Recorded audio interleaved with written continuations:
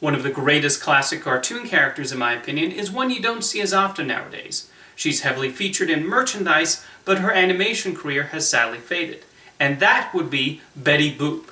Created by Max Fleischer, she was enormously popular upon introduction in the 1930s, and I think she deserves to be successful again. So I wanted to look at the history of Betty Boop and what happened. Betty Boop represented the 1920s flapper girl, and was originally intended to be Bimbo the dog's girlfriend. As such, she was originally a dog herself, and the cartoons would involve Bimbo wooing her.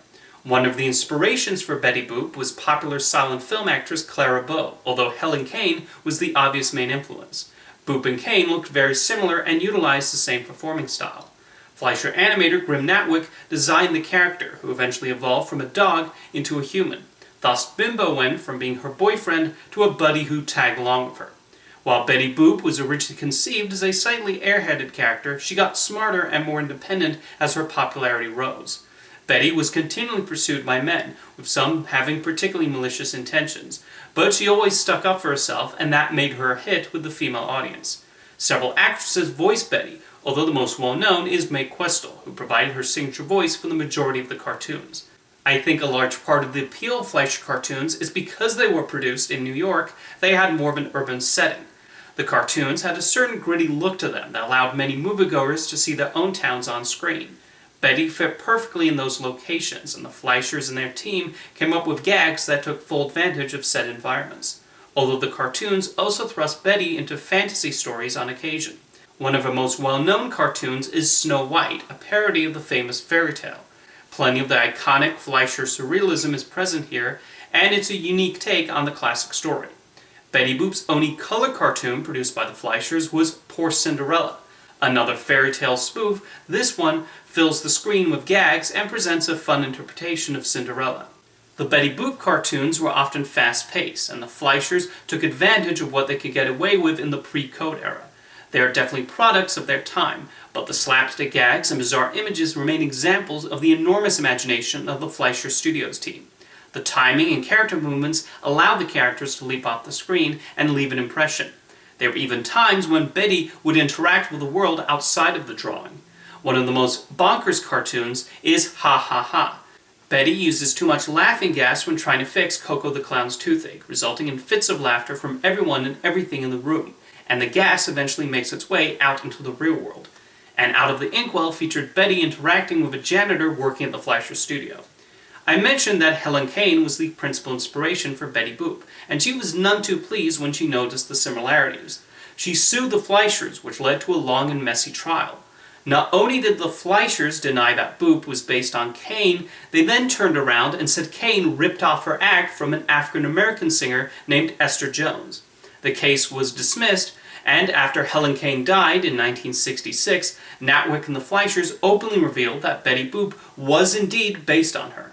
Back to the cartoons, they would occasionally set the spotlight on other characters. Betty got a new boyfriend named Freddie, who made occasional appearances. The Fleischers also gave her a pet dog named Pudgy, and there was also the quirky inventor Grampy.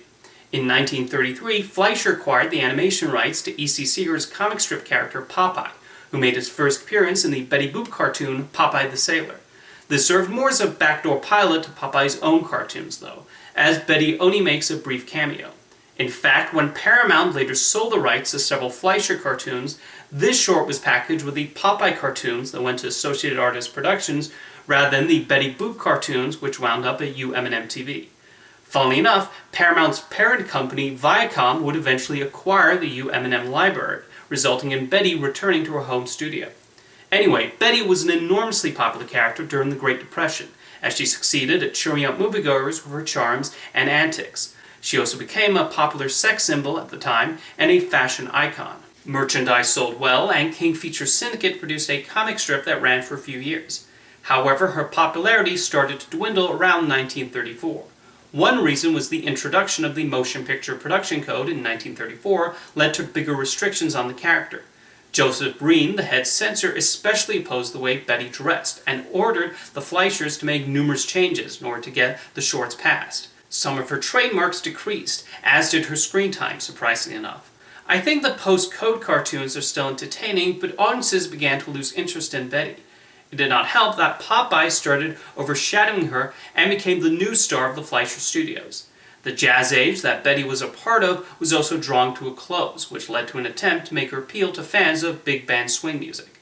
This did not work, and the final Betty Boop cartoon was released in 1939, around the time the Fleischers started producing features and eventually the Superman series.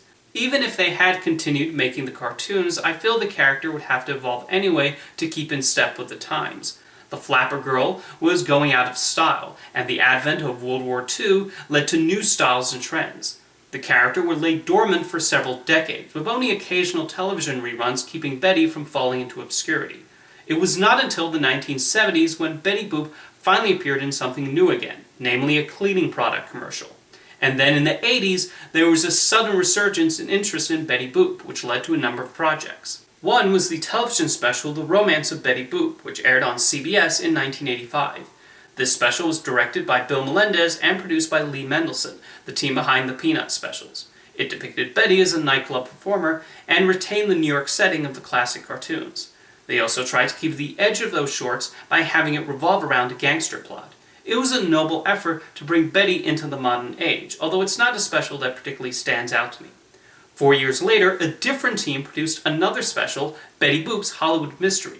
This one was very faithful to the Fleischer style, with the artists and animators working really hard to recreate the look of those cartoons with its bouncy animation and wacky animals. They managed to capture the fast-paced lunacy of the classic shorts while also presenting a fun mystery story.